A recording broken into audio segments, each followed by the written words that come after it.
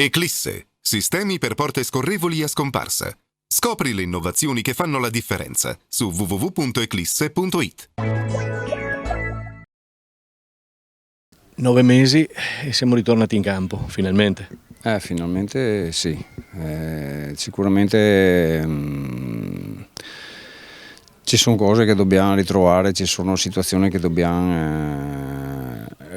a cui ci dobbiamo riadattare e anche al fatto di giocare per vincere, per cui sicuramente è un buon allenamento, però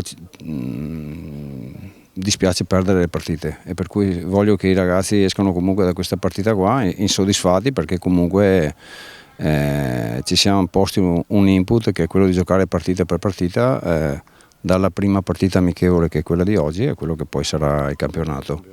E per cui bene per l'allenamento, bene perché abbiamo avuto delle difficoltà e queste allenano, però dispiace perdere, per cui aiuterà anche questo. Sicuramente, però non è semplice, lo hai sottolineato, non è semplice poi tornare in campo, soprattutto mentalmente, no? Non è semplice perché comunque per i ragazzi il tempo è tanto. Noi abbiamo fatto qualcosina per tempo, cercando di arrivare anche a questa prima partita qua in maniera discreta, però comunque serviranno settimane ancora e sono consapevole di questo, per cui mi va bene aver incontrato delle difficoltà, mi dispiace aver perso e spero sia così anche per i ragazzi, basta. Cosa hai visto di buono? Mi pare che manca qualcosina lì davanti, gli ingranaggi giusti, però insomma l'ossatura è quella vecchia, quella che c'avevi.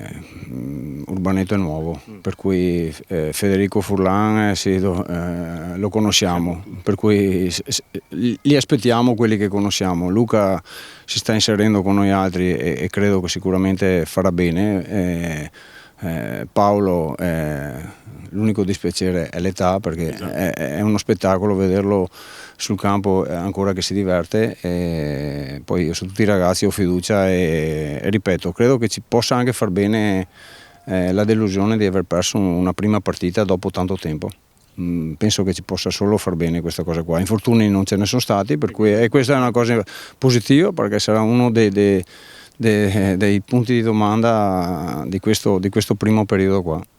Bene, non ti resta altro che lavorare, ma è un po' la tua filosofia questa. Ma di tutti credo, ma insomma dai. Buon lavoro. Grazie.